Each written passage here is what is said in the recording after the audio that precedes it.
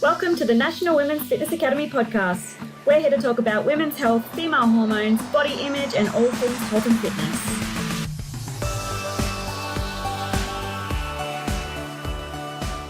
Welcome back, everyone, to the Women's Fitness Academy podcast. I am your host, Elin, and I am a binge eating and body image coach. And today I am here with someone who is super, super inspiring to me. She has not one, but two businesses, which is crazy. And it's just, she is a ultimate girl boss. And I'm so excited to have her on the podcast. I know she has a very, very busy schedule. The owner of Gbanger and FitCover, Nova Jane. Welcome. Thanks for having me. This is literally the first podcast I've been introduced with Gbanger. Oh, really? Yeah. So that was cool. Yeah. No, I'm stalking both of your pages. I'm a very big fan, so I'm super excited to have you on. Awesome. Thank you. Well, I'm sure everyone has heard of at least FitCover, but I want to talk about all your businesses soon. But I also want to just give the audience a chance to get to know you. Like, how did you get into the fitness industry? What was your journey? Like, where do you live? How old are you? Like, tell us everything. Yep. Okay. I'll start off with how I got into the fitness industry. So I just dealt with a lot of depression, anxiety going through school and when I was younger. But I was always into fitness, like the school sports days and all of that sort of stuff. And then I when I left school, found the gyms and all of that sort of stuff. So I still kept keeping myself fit as I was going through school and all of that sort of stuff. And I realized that it was helping my mental health as well. So I definitely grabbed onto it for as long as I could. And I still am massive into the gym and training.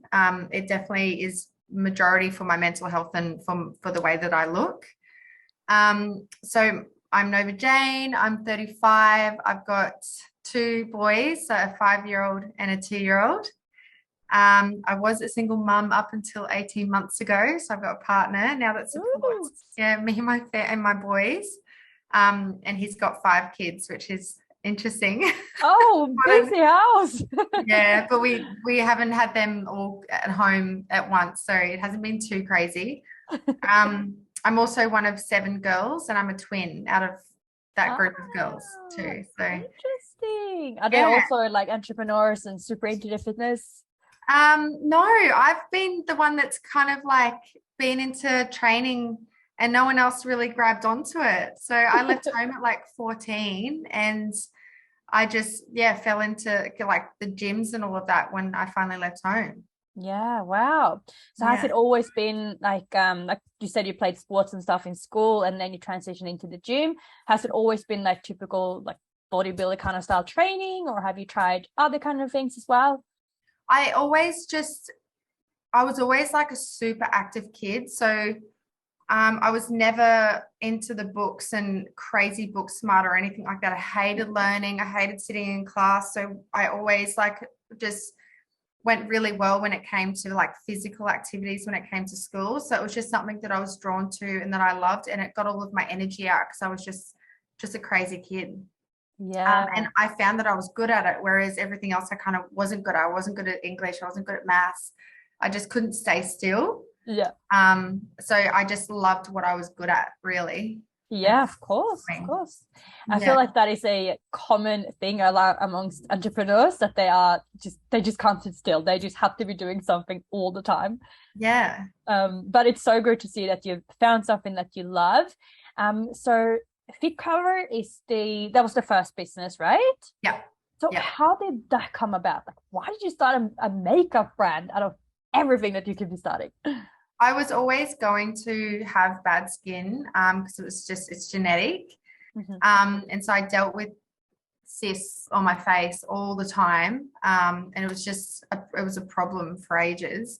And then when I moved out of home, I wanted to run away to the States. to America. Right. Why did you want to go there? It was just far. I just wanted to get away and just go. And so that was and because I loved hip hop dancing and jazz and all of that. And so watching Britney Spears and the backup dancers, my dream was to be a backup dancer. So that's where it was in America. Oh my gosh. And so when I was traveling, I was becoming more aware of my skin and my appearance and how I felt about myself and all of that sort of stuff. And, you know, I was always like trying to play with makeup over the years, but I don't remember being so into it until I was like 18. So when I was in the States, I went into Sephora and just asked them if they had any makeup that would stay on my face while I was sweating and training, because my skin would just flare up from having all these products on my skin, and I'll have all this acne. And they just looked at me with a blank face, and they were just like, oh, we don't really have anything like that, but I can give you this cream for your acne. And I was like, okay. So because I don't like to read majority of the time, I didn't read the instructions, and I put it all over my face while I was away in America. And I severely burnt my face, and I had to walk around on my holiday with tweezers just peeling my skin off. No. And I just couldn't believe that something like that could even be sold, because there are people like me that just lazy when it comes to like reading instructions and just getting excited about using a product and throwing it on your face. And I just had no idea that I could damage my skin so badly. So then I had to deal with pigmentation issues and acne issues. Oh my gosh. Was it like some kind of acid or? It was called Miracle something. I can't remember, but it was what it was. Looking back now and remembering when I read the instructions after, was that you put it on the pimple. It was a spot treatment. Oh. So it dried out. Like, so I think the product would have been amazing if I had have used it right and just put it on a pimple. I would have woken up the next day and it would have been dried and kind of gone. But in my eyes also, I had pimples all over my face. So like the big ones and little ones I want to get rid of. Yeah. So yeah, I've always like dealt with like just skin problems, you know, like over oily or too dry and acne and pigmentation. It just is always something going on. So yeah, so when I asked Sephora if they had anything and they didn't, I kind of like just wished that there was something out there, but I wasn't too entrepreneurial, you know, at that age. It was in 2008. I then had the idea. I was like, God, I wish there was makeup like out there. But I didn't bring out FitCover until 2017. So I was still a customer waiting for a brand to come out that I could use. And every time I went over to America, I asked again and again and again. They had nothing. So then as I grew up and I started other companies with my ex, I was understanding business, and also I grew up quite poor. We were homeless for a while and all this sort of stuff. So for me to even think to even own a makeup company or bring something out like that is like, I'm reaching for the stars. Like, I'm ridiculous to even think that. So when I was with my ex and we were doing businesses and I was watching him be really ballsy about it and just try anything and all of that sort of stuff, then I kind of like adopted that behavior and that way of thinking. And then I was like, I want to bring out a fitness makeup brand because there is still nothing like that out there. And he was always like so supportive. He's like, yeah, like do whatever. I'll support you in anything. So we did his dream over in New Zealand in Queenstown. We built an indoor snowboarding park. Oh, cool. And then we moved, I fell pregnant. So we moved over back home to Australia. And I was like, can I do FitCover now? And he was like, yeah, go do it. And so I started it. Wow, amazing. So that was 5 years ago. That's crazy. What is the process of starting like a makeup brand like that? Is there lots of testing that you have to do? Like, where does the products come from? Yeah, so I actually tried to start the company maybe 2 or 3 years prior to this.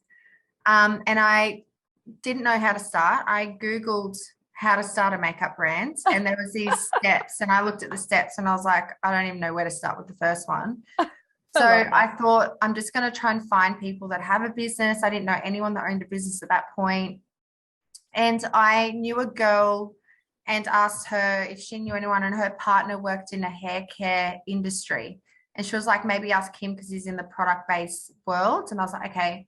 I got on the phone to him and told him my idea, but I was scared to tell anybody my idea because I thought they would just steal it and run if they had money. And I knew I had no money at that point as well. And he said to me, there's no way you're going to be able to crack the makeup industry. Like, don't even bother. It's way too big. It just won't happen. And that was all I needed to hear to make me go, oh, no, I'm going to definitely do it now. Because there's no way someone can say that to me. And it's just a challenge. Yeah. So I started to learn the power of actually sharing my idea, and it's not what you know, it's who you know, because I was coming from no background besides loving makeup, knowing what I needed as a fitness girl, and the fact that I had such troubled skin. So then I just started asking more people, and I finally found my way to somebody that was educated in the ingredient beauty industry and that was running a makeup company herself. And so she saw me and I went into a meeting with her. I was fully pregnant with my first son, and I had my partner, and I just told her my dream and what I wanted to do and how the hell do I start. And she was like, I'll put you onto the manufacturers, and I'll look at the ingredients because you've got to meet the claims of the sweat proof and all of that. And we just worked together, and she helped me bring out the powder. And so from there, I learned so much that I can bring out, other brands, and I've got everybody in place who are qualified pharmaceutical scientists. I'm doing the testing and the sweating. I've got all these girls that do the testing and the sweating. And then we send it off to make sure that like the claims are legit and all that sort of stuff. So it's all like delivered perfectly, I guess. And then, and so we started off the brands with only 4 shades and a brush. The brush was funny because the kabuki brush, because I didn't read, once again, the name of the brush. I just saw it and was like, oh my God, that is perfect. Like it's so different. No one else is selling anything like this. And I just love the look of it. So I ordered so many of them. And when I looked back, it was for a liquid foundation. It wasn't for powder. So I was like, oh my God, I ordered the wrong brush. But then when I used it and I started selling it, because I thought it was fine. And then I was like, well, the customers will end up telling me whether they like it or not. And people loved it. So I still sell that brush to this day. That's the round brush that comes with it. That's like, oh my gosh.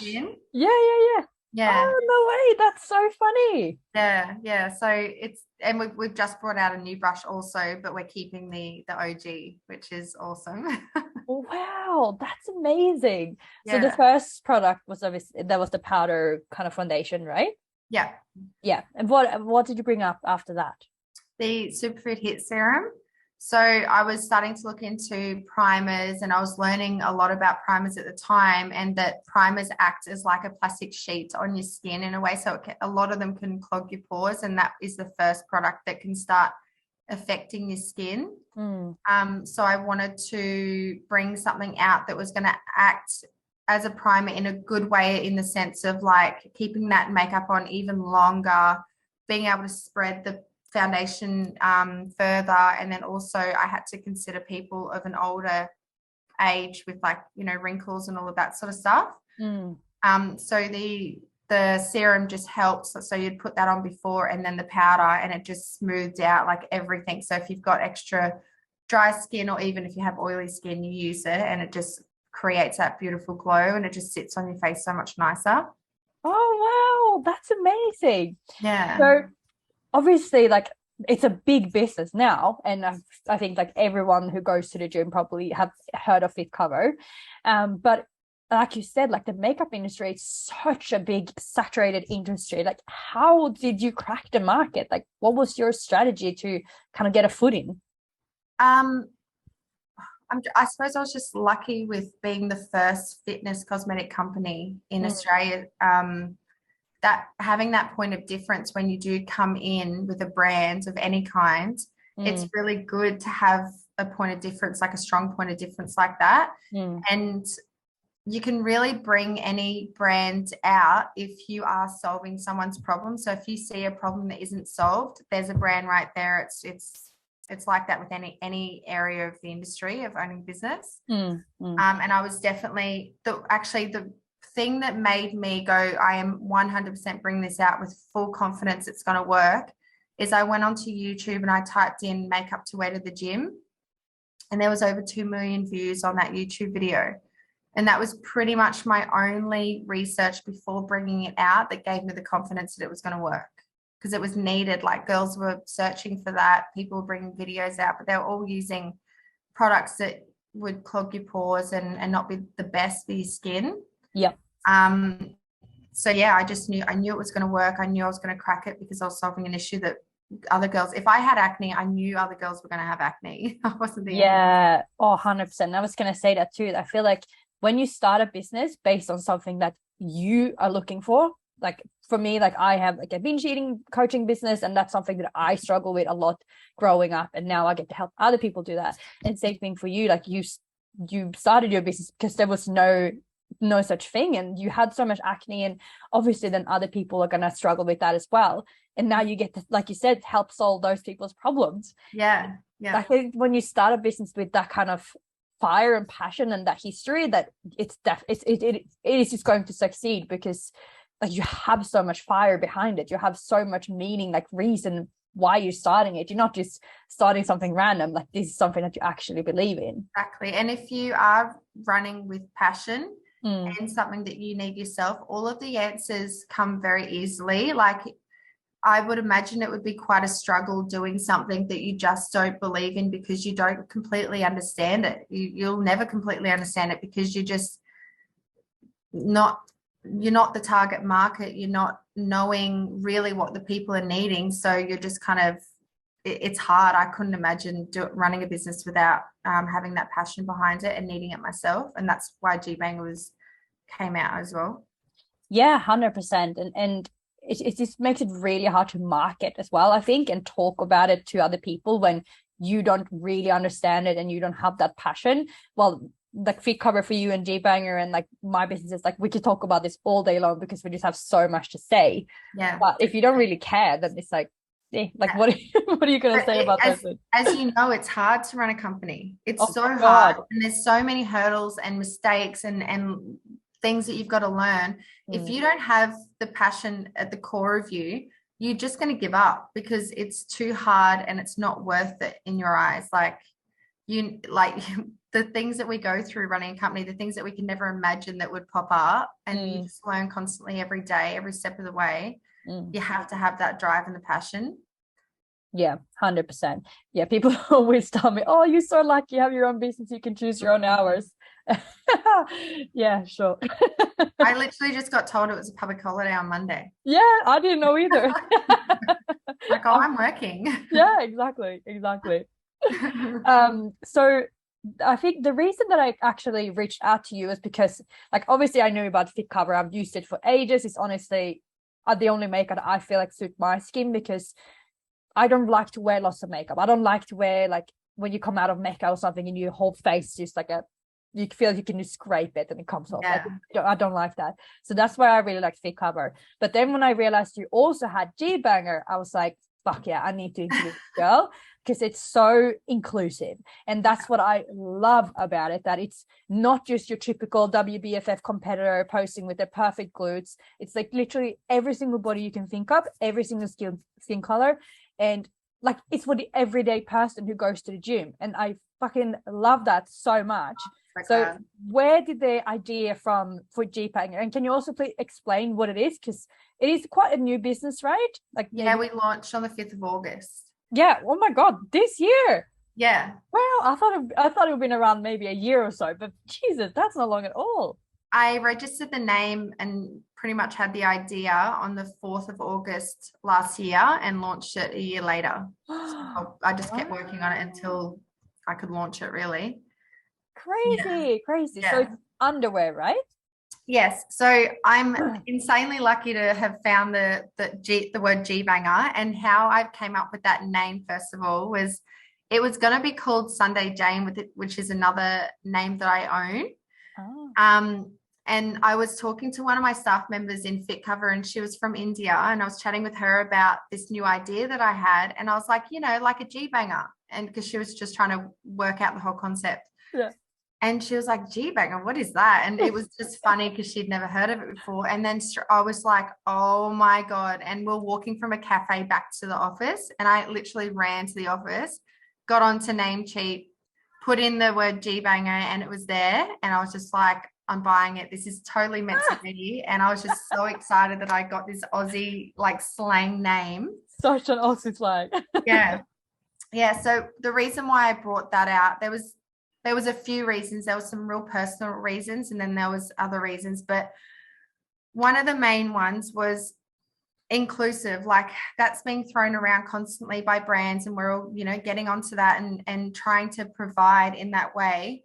And especially, like, I know how it feels being a brand and trying to bring out new shades and being able to cater to all of those shades. And we're not trying to offend by having only 9. It's just a matter of being a smaller business and growing and being able to afford to bring out all of those shades. But what frustrated me when it came to body types and brands was that I would walk past brands or see online brands that were claiming to be inclusive, but then what they were doing was only putting XL bodies on there.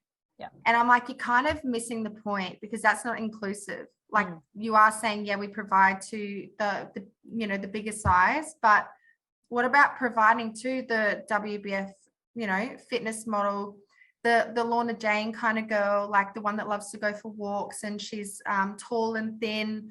What about, the XL, the XXL? And like, just for me, I'm flat chested with a big bum. Like, I've got a different, I don't even know what you'd call that body type, but I've got that kind of thing. I'm the complete opposite. But there's no standard body type at all. And not even a size can really like explain a body type, because we're all just so different. So I really wanted to highlight that in this brand, and I'm not even close to getting that across with the branding yet, because like we've just started and I need to really find all of the body types to come in for the photo shoots and everything. But I'm going to get there. So I wanted because I love the name Gbanger anyway, so of course it was going to be seamless G-strings. All I wear is G-strings. I don't wear like the full brief underwear, so that really connected with me. And so I just brought it out. I wanted the high-waisted because I'm a mum of 2, and I now understand like that feeling of the mummy tummy and all of that sort of stuff. And I wear high-waisted all the time, and it's a pet peeve of mine to see, like, we still have adult underwear that has the bow at the front. Yeah, that's true. I can't stand to see seams like in seamless apparel we spend like so much money on. Yeah. So there was a whole lot of reasons like that I wanted to provide to all the different body types. But then personally, I started FitCover with my ex, the dad of my kids. He set up the website. He ran the Zero accounts. He helped with the Facebook ads and all of that. And so I'm so proud, because like I do know that FitCover was my idea, and I was like, I did the product development and I was behind the scenes a lot, but I didn't start that brand on my own. And I always had this imposter syndrome feeling of like, don't just congratulate me on this business, because he should be congratulated also for helping me bring it out. I just wanted to prove to myself that I actually knew what I was doing. And I wanted to start a business that I was passionate about, that was only mine, and that, I don't know, like I had the complete direction over and all of that from the beginning. And I want to look back at that and go, that was all me. It was no one else at the beginning or anything like that. So there was that kind of like, there was that small part of me really just wanting to bring out another brand. And then also I was single, and I was only bringing in that one income, and I was scared. Like, I always felt like, what if one day FitCover just flopped for some reason? As you do, you have these stupid, worries in your head as a business owner.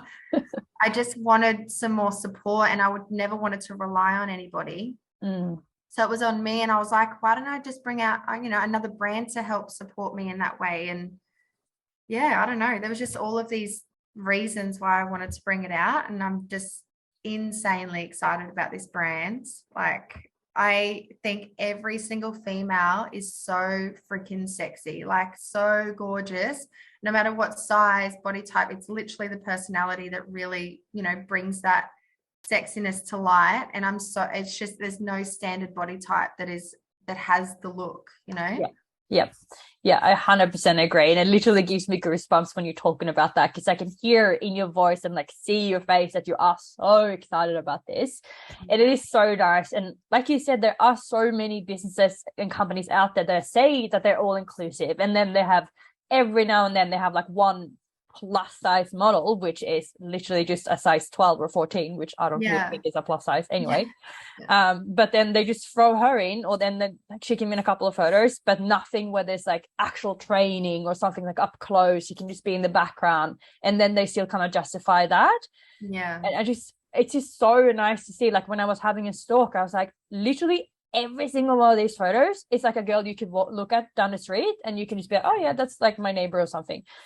And I love that, because you can actually, like, you can look at those photos and you just feel really good about yourself, and it feels like, yeah, that's what they would look like on me, and like, of course I'm gonna buy that. It's a great product. But you're not only seeing the plus size and all different body types, you're seeing the goosebumps, you're seeing the stretch marks, you're seeing the pimples on the bum. Like you're seeing skin conditions. Like there's no editing, there's no airbrushing, there's no like swipe from right to left to have that airbrush look or anything like that. It's just whenever we have our photo shoots, the photographers know there's no editing that I want at all. They just have to give me the raw images. Yeah, I love that. I think that's so important, and something that like a lot of the girls that I work with, they come to me because they are so, I won't say ruined, but they're so sick of comparing themselves to everyone on social media and all of these filters. And the filters are like, you know, when they first started and when it was just Snapchat and it was so obvious, it was like the dog ears and stuff, and you could clearly see that someone was using a filter. But now they're so subtle.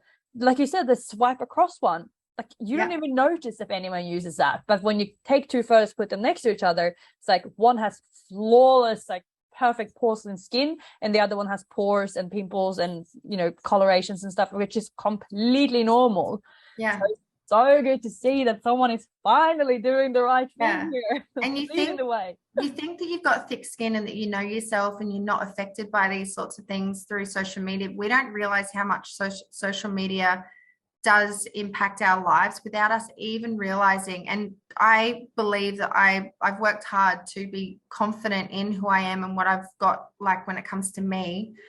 But then I just saw a post of Kim Kardashian and someone pointing out that she accidentally showed her pores in one of her reels when she was talking about her skincare.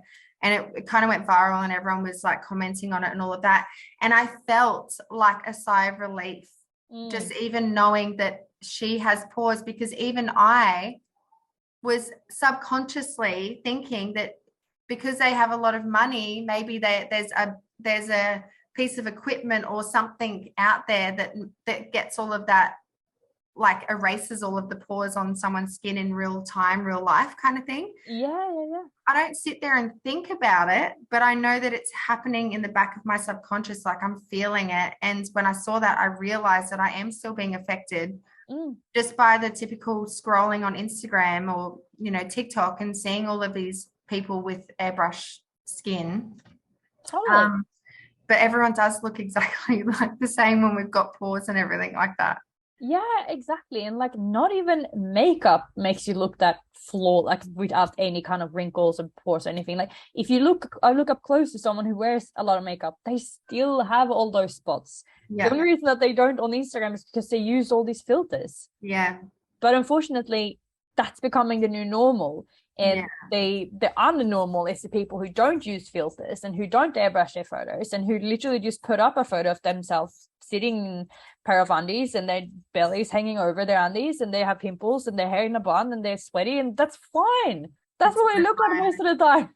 So fine. And I just wish that it never became an issue, because it's so sad. Like if I don't have a daughter, I hope I get a girl one day, but I just want all of this stuff to be gone by the time my kids are older, because I just would hate like when someone, you know, when you've got a friend that's beautiful and you just love them so much and you see that they put themselves down, you're like, oh my God, I could shake this shit out of you. Are you not seeing what I'm seeing? Like what a waste of a lifetime of not liking who you are in your own skin. Because I can assure everybody that when we're 90, completely wrinkled from head to toe in our rocking chair, we're going to wish we didn't waste a minute on critiquing ourselves so much, because it's almost like, have you ever met a person that, and I hope that there's people out there, but I'm still yet to meet somebody to go, I am so happy with who I am, but not, obviously not say it in an asshole cocky way, but just like be so proud and happy with how they look and what they're presenting to the world. Because we should all feel like that. Yeah, for sure. 100%. But I think it's almost like it's hard for people to say that you are happy with yourself.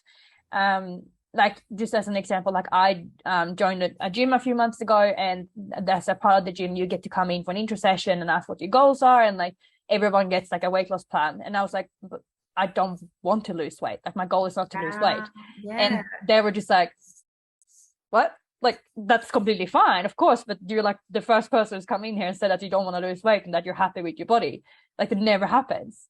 And it's just and it is hard, like honestly, like it is hard to kind of stick with that as well, because almost every single person in your like social circle is either on a diet, or they want to change something with their body, or they're, you know, they might have pizza and they're like, oh, tomorrow I'm gonna work it off, or I'm only gonna have a couple of slices because I had a big lunch. And it always, I feel like a lot of the times we kind of have to, we don't have to, but we feel like we have to justify ourselves and like why we're eating in a certain way, why we're training, and why we're doing all these things. But in reality, like, just do whatever makes you happy. Yeah, exactly. Like, don't get me wrong, I'm still going through these journeys and the way of thinking and all of that sort of stuff. But I do find it fun to like manipulate and like maybe eat a certain way to see what my body, how it will look and how it will change and all of that sort of stuff. But I think that as long as you've got a healthy approach and understanding to, if you do decide to count calories or, you know, watch what you eat, I'm never ever advising or supporting bad eating, because then there's all these other health issues and all of that comes along with it. But there's no point in completely hating yourself. No, like I don't think that that's like going to help anyone at all. But then what you just said also, which would be funny, never even heard of it before, but a gym that would actually take a checklist or like an introduction of you asking your mental health. What do you want to gain from the mental health side of things? Because what everyone's missing is that when you get to go to the gym for that first 2 weeks, you suddenly start to have a spring in your step and you feel a little happier and you're wearing a smile a little longer, and you're just like, some people don't even connect it and realize that that's the endorphins that are being released in your body because you're moving and working out. The body changes come heaps like further, you know, after that. It's your mental health that gets a good boost of like positive energy pretty much almost immediately. And I was saying to my girlfriend, well, a lot of my girlfriends train in the fitness industry, and I was like, and a lot of them are getting onto it now, which is really cool. But like the mental health side of things, I know Hattie Boydell, when you go through her program, she will she gets you to journal and meditate, and that comes with the program, which is awesome. Because a lot of people, I used to be a personal trainer, and a lot of people will come to me and be like, I want to lose weight, I want to do this and that. But then you're training them for months and, you know, nothing's changing. But it's like, hold on, we need to work out what's going on with you mentally first to see how are you thinking about yourself? How do you see yourself? Are you got to commit to this kind of thing? Because people keep dropping off and self-sabotaging, and it's because of their mental health. And that's what needs to kind of be looked at first before they even take on a journey of any kind of fitness, eating and programs and all that sort of stuff. Yeah, 100%. It all starts from within, and if you don't change those habits, then you're not going to see those changes, right? Yeah, and you won't even appreciate it because you're going to keep wanting more and more. Yeah, 100%. Yeah, when I was a weight loss coach, I always tried to get my clients to feel happy with how their body look right now, but also being okay with, it's okay to want to change your body as well, to want to build bigger glutes, or get a smaller waist, or fit into a size smaller. It's fine, like as long as you're doing it for you. And that sounds exact what you're doing right now. Like you are having some body composition goals, but you're doing it for your own good. It's not to fit into a certain like mold that society has made us believe that we think that's the new normal. Yeah. It's just because that's what you want to do. Yeah, exactly. That's exactly it.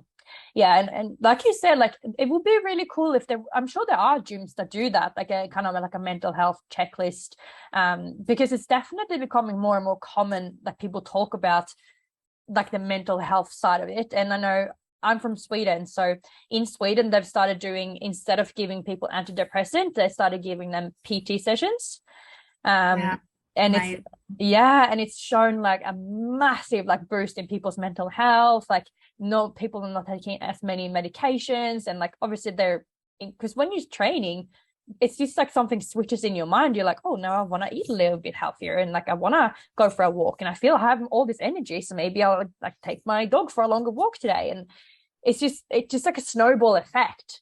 It's looking after yourself. It's wanting to care and look after and nourish yourself. And if you're feeling down and depressed, like you're not going to do that. It's going to be one of the last things that you're going to want to do. So it's so good to like care for what we've got. Yeah, 100%. And that goes like, I'm sure your skin will also improve when you start caring for yourself. Yeah. So everything is always connected, and it's so like every single coach that I've ever had has always said to me that they feel like they're more like a life coach than a personal trainer or a nutrition coach or whatever, like a gym owner or whatever it is. Because people come in there and they want to tell you about everything that they've been going through and all the improvements that they see in their life, or if they had something bad happen. And then they go in and they train and they feel amazing after, and they have all this energy, and then like their mental health improves like straight away. Yeah, totally. It's so amazing to see. So with your two businesses, like honestly, how do you have the time to have two businesses and two kids and a partner? I have a dog and one business, and I think that's enough. I think I'm walking on a tightrope. I was just talking to my friend about this. And if anything happens that's out of the regimented like time that I've built in every day, Monday to Friday, like one of my kids falls sick, or my 5-year-old had a broken leg for 6 weeks, like, you know, we're doing cast appointments and all of that sort of stuff. That throws me off completely. But I've managed, I suppose the thing with me is I'm able to like delegate quite well. So I've just managed to, it's totally okay to ask for help. I will go for that help whenever I actually need it. I definitely have a lot more help than I look back, and when my ex left, I had a 3-month-old that I was breastfeeding. I had a 2-year-old that just turned 2, and he was a little crazy kid. I had 6 staff members that were upstairs on the top level of my house, and just me. And I had no idea how to run the company through the shop, like the Shopify. I didn't know what the accounts were paying. I didn't know any of that side of things because I was doing the product development and the social media stuff, that I had to just open my laptop and just look at my Commonwealth Bank, see what transactions were going out, going, Clavio, what's that? Or research it. Okay, do we need it? You know, like what's going on? And I had to fully try and understand the company. Meanwhile, I'm breastfeeding a 3-month-old every 2 hours. Oh my God. I look back then and I'm like, how did I do it? I don't know. I was just in fight or flight. Yeah, literally. Now I've got a supportive partner. That helps a lot. So I think that if I didn't have him, maybe, I don't know. I'm pretty crazy though. So I put it on a lot of things on my plate because I like that. But maybe I wouldn't have brought Gbanger out if I didn't have that support. I'm not too sure. I don't know, because I had him and I've still got him, kind of thing. But I ask for the help when I need it, for sure. Did you find that hard to ask for help and to kind of let go a little bit of, because I think a lot of people who have businesses, they want to control every single aspect. Was that hard for you? No, it wasn't, because I think I learnt the power in asking for help and talking to other people when I finally opened up about FitCover and my idea, and going and trusting somebody with my idea, and them actually proving to me that they were trustworthy and they could help me. And so, and I kind of had no choice, because if I didn't ask for help and find people that were a step ahead of me, I probably wouldn't have known how to run the company, and I would have lost it. And it would have been a very, very sad story to lose it over a separation. Yeah, for sure. Yeah. So you said at the start that you were homeless for a while when you were younger. Yeah. Do you think back at that time in your family and stuff? Like, I know a lot of people who are very successful now and come from similar conditions, that they feel a bit of guilt. Can you talk to me about that? I think for me, I don't feel guilt. I'm quite proud of knowing where I've come from. And it does allow me to appreciate everything that I possibly ever have every single day, because of where I've come from. But I think the struggle with that is that it's separated me a bit from my family, because some kind of feels like they were left behind, and then I try to just leave and work out how to change the generational traumas personally, you know what I mean? So I'm a bit separate from my family, which is hard because I've got so many sisters and all that sort of stuff. But I grew to be grateful with where I came from and what had happened for me, not to me, and all that sort of stuff. And then also some really cool things have happened recently, where, because my dad was like quite abusive, and it was just extremely traumatic, and the stories are endless, and it would blow your mind really with the things that I had to go through when I was super young. But I got to like see my dad again on Father's Day, and we all got to sit at a table and lay everything out on the table and get to say what we wanted without feelings being hurt and all this sort of stuff. And we grew from that tremendously. But I've just always done a lot of work from when I could understand that I needed to do work up until even now and moving forward on like just traumas and all that sort of stuff. So I'm always growing from it, but I'm grateful for how all of that kind of turned out. Like I had to just deal with it really. Yeah. Have your siblings gone kind of in a similar way, or? Not really. Like they're still quite struggling with it all, and I've tried to like show them how I've worked it out myself and what you could do and all of that. But it's there's just, I suppose everyone has their own way of dealing with things. And for me, I'm lucky enough to have found an obsession in training instead of anything else.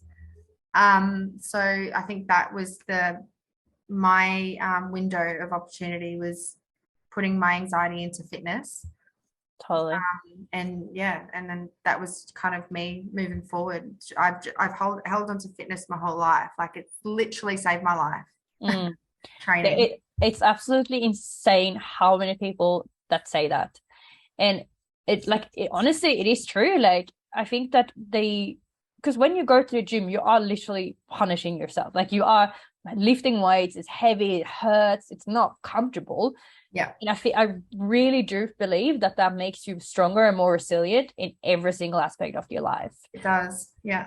Like people who train really hard, you know that they're going to be some hardcore fucking bitches. Yeah, for sure. I wish there was less doctors that look like they're about to freaking roll over from a heart attack themselves. There's so many of them that just like handing out depression tablets like there's no tomorrow, and you know they're not even looking after themselves. They've got no idea how to tell you how to look after yourself. Yeah, and no idea about nutrition or what to eat. It's frustrating. It's so frustrating. My last advice is to go to a doctor, like, and I do understand the feeling of suicidal thoughts and all of this. I totally understand it, and I'm not coming from a place of not knowing like how that feels. I think maybe my problem with is I'm very strong and direct with my approach with all of this, because I'm quite passionate about it, because I've been on one side and now I'm on the other, and I know how to get there. Like it's just a matter of getting people to really understand and trust that because it's frustrating, because people will go, you've been skinny your whole life, what would you know, like all of this sort of stuff. it's just frustrating because I do know what I'm talking about and I know how to get out of mental health. I really, really do. Yeah. But also, like, being insecure in your body is not about the size.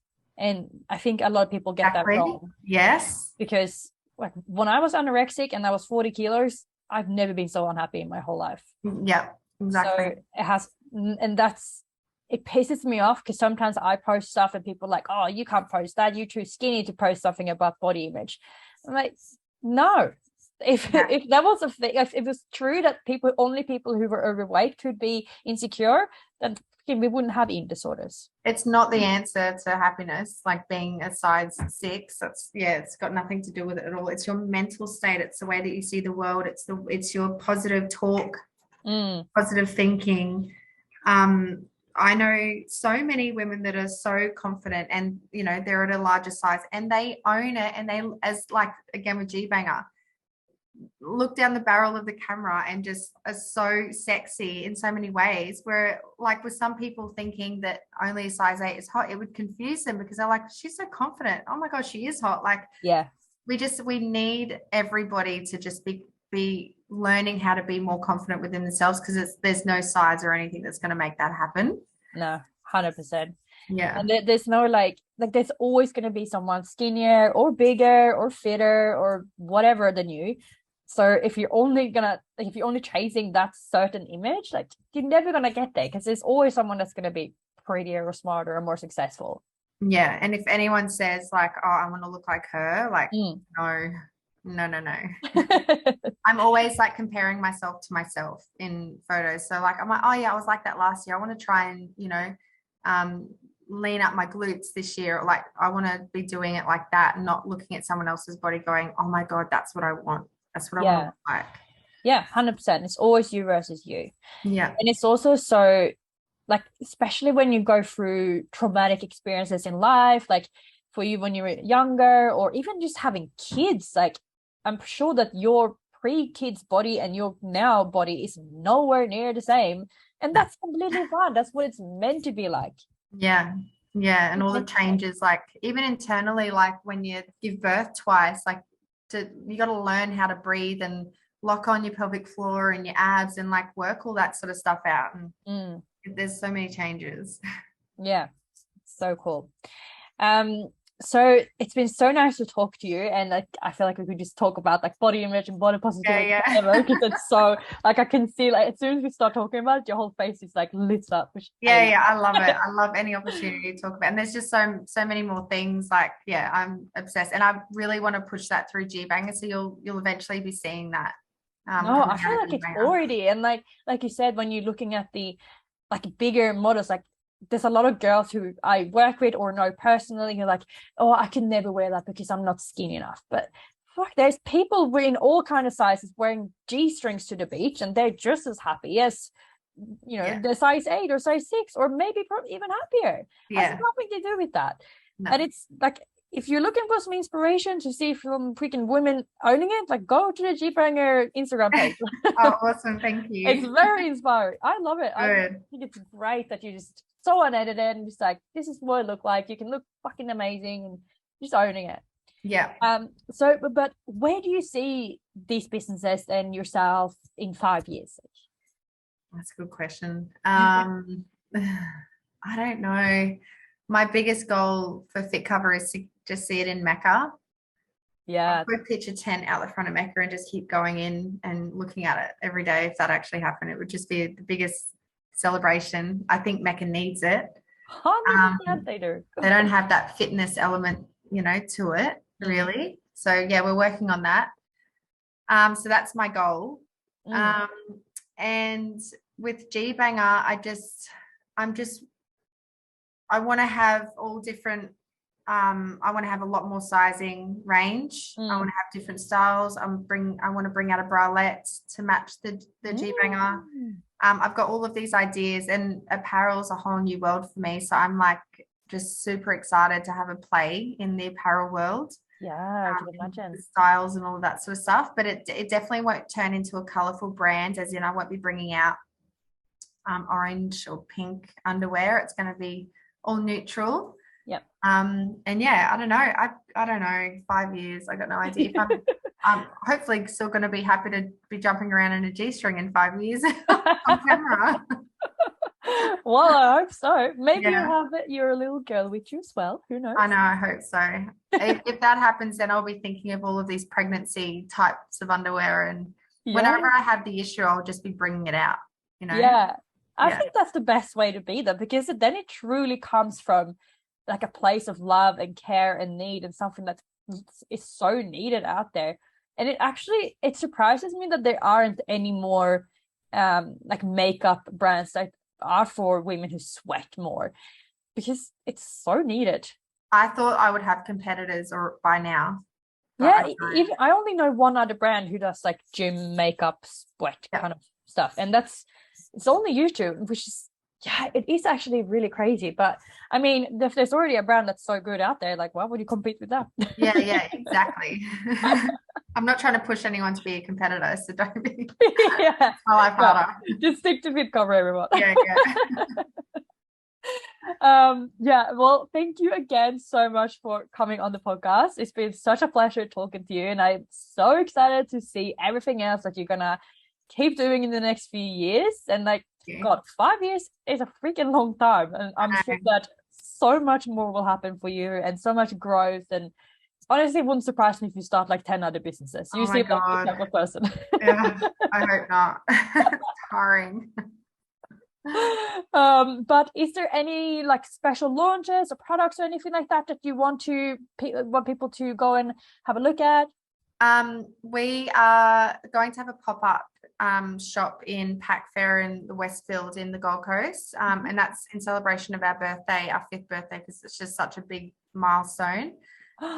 So that's going to be our next kind of like big new exciting thing. We'll be at the fitness show next year in April, and the product launches is still a bit of a secret, but they are being worked on and they are coming. Very exciting, very exciting. Well, we will put all of your Instagrams and your personal one below so you can go and check her out. Yeah, I love all your contents on all your pages, so I'm a very big supporter. Thank you, I appreciate it. But yeah, thank you so much for talking to me for an hour. And guys, if you like this podcast, if you like this episode, please make sure to tag myself, tag Nova Jane, and tag Women's Fitness Academy Australia. Share it on your stories. Like, we love to connect with you. We like to see what you think.